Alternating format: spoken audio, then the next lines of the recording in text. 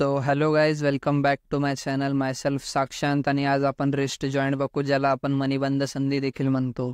तर आधी इंट्रोडक्शन बघू की याला होमोलोगस विथ अँकल जॉईंट.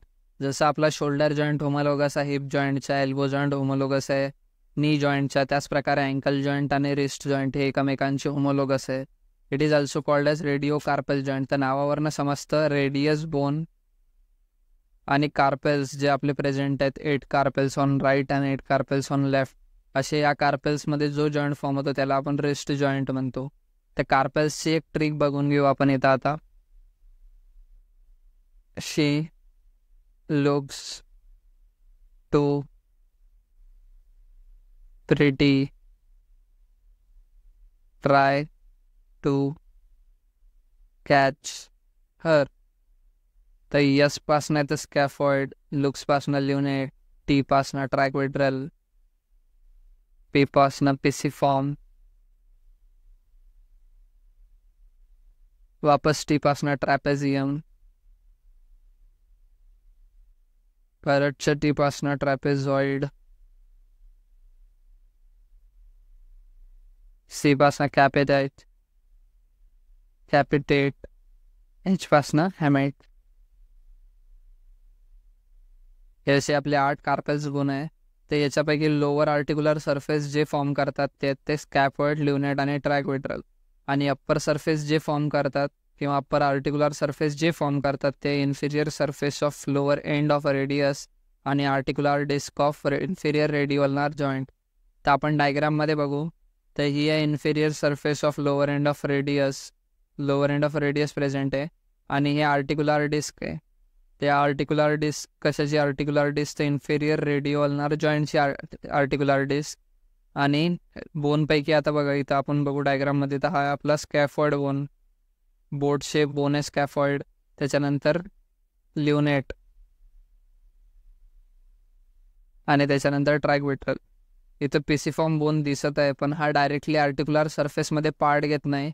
तर जी आपली कॅप्सुलर लिगामेंट आहे ती मात्र त्याला कव्हर करते. तर असं त्याचं एक इम्पॉर्टन्स आहे पिसिफॉर्म बोनचं. त्याच्यानंतर आपण लिगामेंट्स बघू. तर सगळ्यात आधीचं आपलं कॅप्सुलर लिगामेंट. तर it is attach to the lower end of radius and ulna. तर दोन्ही जे आपले रेडियस आणि अल्ना त्यांच्या लोअर एंडला हा कव्हर करतो. आणि कुठपर्यंत? Below to the proximal row of carpal bone. Carpal बोनला 2 रो प्रेझेंट असतात, प्रॉक्झिमल आणि डिस्टल. तर प्रॉक्झिमल रोमध्ये येतं स्कॅफॉइड, ल्युनेट, ट्रॅक्वेड्रल आणि पिसिफॉर्म.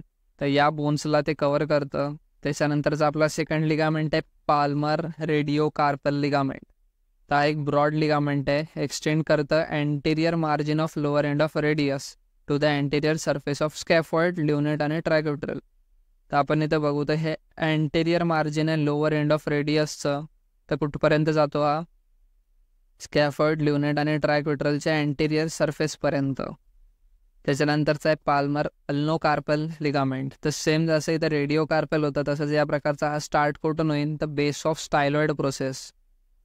आपण बघतो अल्नावर स्टायलॉइड प्रोसेस प्रेझेंट आहे, तिथून स्टार्ट होतो आणि कुठे जातो तर फक्त ल्युनेट आणि ट्रॅक्वेड्रल.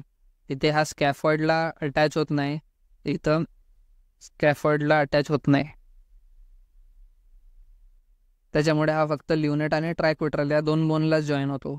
त्याच्यानंतरचा आहे डॉर्सल कोलॅटरल लिगामेंट. हा डॉर्सल साईडला प्रेझेंट राहणार आहे म्हणून त्याला बोललेले आहे. आणि हा वीक आहे पाल्मर लिगामेंटपेक्षा. आणि हा एक्सटेंड करतं lower end of radius to the dorsal surface of scaphoid, lunate आणि ट्रॅक्वेड्रल. जसं आपण बघितलं वरती पाल्मर रेडिओ कार्पल लिगामेंट, त्याच प्रकारे डॉर्सल कोलॅटरल लिगामेंट हा देखील लोअर एंड ऑफ रेडियसपासून स्टार्ट होतो आणि डॉर्सल साईडला म्हणून dorsal surface of scaphoid, lunate आणि ट्रॅक्वेड्रल या 3 बोन्सला अटॅच होतो. त्याच्यानंतरचा आहे radial collateral ligament. It is related to the radial artery. Radial आर्टरीशी रिलेटेड आहे. त्याच्यानंतर एक्सटेंड कुठून होतं? स्टायलॉइड प्रोसेस ऑफ रेडियसवर असणाऱ्या स्टायलॉइड प्रोसेसपासनं लॅटरल साईड ऑफ स्कॅफॉइड बोन. हा बोन्स इम्पॉर्टंट आहे की कोणत्या लिगामेंट कोणत्या बोनला अटॅच होतात. त्याच्यानंतरचा आहे ulnar collateral ligament. Extend from the tip of styloid process of ulna to the triquetral आणि पिसिफॉर्म बोन. आता हा देखील इथं पिसिफॉर्म बोनचा उल्लेख झालेला आहे. आता बघू आपण इथं रेडियल कोलॅटरल लिगामेंट. हे बघू शकतो आपण या साईडला आहे. ते transform the radius to the scaphoid आणि ट्रॅपेझियम. आणि अल्नार कोलॅटरल लिगामेंट कुठून रन होतं तर अल्नापासनं टीप ऑफ स्टायलॉइड प्रोसेस.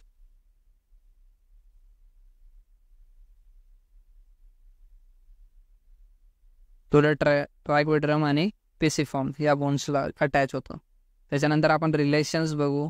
त्या अँटेरियरली जे प्रेझेंट आहे ती मीडियन नर्व आणि लॉंग फ्लेक्झर टेंडॉन प्रेझेंट आहे. पोस्टेरियर साईडला एक्सटेन्सर tendon of the wrist present आहे. लॅटरली रेडियल आर्टरी प्रेझेंट आहे आणि मेडियली अल्नार आर्टरी प्रेझेंट आहे. तर लॅटरली आपला रेडियस असतो त्याच्यामुळे रेडियल आर्टरी आणि मेडियली अल्ना असतो त्यामुळे अल्नार आर्टरी. तर ब्लड सप्लाय बघू. तर anterior and posterior carpel arteries आहेत. कोणत्या अँटेरियर आणि पोस्टेरियर कार्पेल आर्टरीज सप्लाय करणार आहेत आणि नर्व सप्लाय पण सेम आहे. तर anterior and posterior interosseous nerves. त्याच्यानंतर मुवमेंट्स बघू. तर आपण आधी बघितलं बहुचल संधीचा प्रकार आहे. त्यापैकी फ्लेक्झन मुवमेंट आहे, एक्सटेन्शन आहे, अबडक्शन आहे, अडक्शन आहे आणि सर्कमडक्शन. या 5 प्रकारच्या मुवमेंट्स इथं प्रेझेंट आहे. तर सगळ्यात आधी फ्लेक्झन बघू. तर फ्लेक्झर कार्पी रेडियालिस आणि फ्लेक्झर कार्पी अल्नारिस हे या दोन्ही फ्लेक्झर कंपार्टमेंटमध्ये प्रेझेंट असतात. फ्लेक्झर टाईपच्या मसल आहेत त्या फ्लेक्झन घडवून आणतात. नंतर एक्सटेन्शन कार्पी रेडियालिस लॉंगस आणि एक्सटेन्शन कार्पी रेडियालिस ब्रेविस या दोन एक्सटेन्शन करवून आणतात. नंतर अबडक्शन मुवमेंट ही फ्लेक्झर कार्पी रेडियालिस आणि एक्सटेन्शन कार्पी रेडियालिस लॉंगस वापस हीच मसल इथं आली आहे त्याच्यामुळे अबडक्शन होतं. अडक्शन हे फ्लेक्झर कार्पी अल्नारिस आणि एक्सटेन्शन कार्पी अल्नारिस या 2 मसलपासनं अडक्शन होतं. आणि सर्कमडक्शन जे ते कॉम्बिनेशन ऑफ डिफरंट मुवमेंट्सच्या आपण त्याला सर्कमडक्शन म्हणतो. आता आपण क्लिनिकल ॲनाटॉमी बघू आणि डायग्राम्सनुसार बघू. तर रिस्ट जॉईंटचे जे मोस्टली फ्रॅक्चर आहे breaking of any bone within the wrist is commonly the radius or scaphoid bone. तर आता इथं आपण बघतोय की हे फ्रॅक्चर झालेलं आहे. ते ही क्लिनिकल ॲनाटॉमी आहे की फ्रॅक्चर होतं जर आपण आपल्या पामवर ते पडलो होतं. त्याच्यानंतर आर्थरायटिस पण एक इम्पॉर्टंट कंडिशन आहे ज्याच्यामुळे काय होतं रेडनेस आणि स्वेलिंग अफेक्ट द जॉईंट. तर जे आपले जॉईंट्स प्रेझेंट आहेत त्याच्यामध्ये रेडनेस आणि स्वेलिंग होते त्यामुळे आर्थरायटिस होतं. It is degenerative joint disease affects various joints in the hand and the wrist leading to the pain swelling आणि रिड्यूस फंक्शन्स. त्याच्यानंतर आहे ड्युकेरियन व्हॅन टेनोसायनोवायटिस.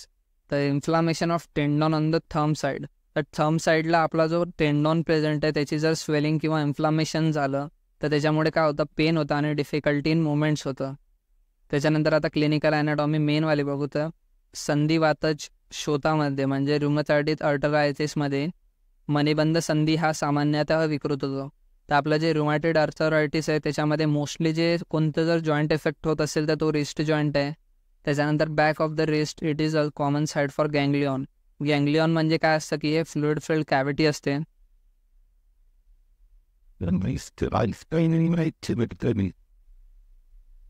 ज्याच्यामध्ये कोणतं फ्लुइड राहील सायनोव्हियल फ्लुइड. तर ते एका ठिकाणी कलेक्ट होतं कॅव्हिटीने म्हणता येईल त्याला फ्लुइड फिल्ड बबल. तर ते गँग्लिऑन आहे आणि wrist joint can be aspirated from the posterior side. तर जी याची पोस्टेरियर साईड आहे म्हणजे ही साईड तर इथं ॲस्पिरेशन केलं जातं. म्हणजे इथं जर आपल्याला सायनोव्हियल जॉईंटचं सॅम्पल हवं असलं तर ते आपण पोस्टेरियर साईडला करतो.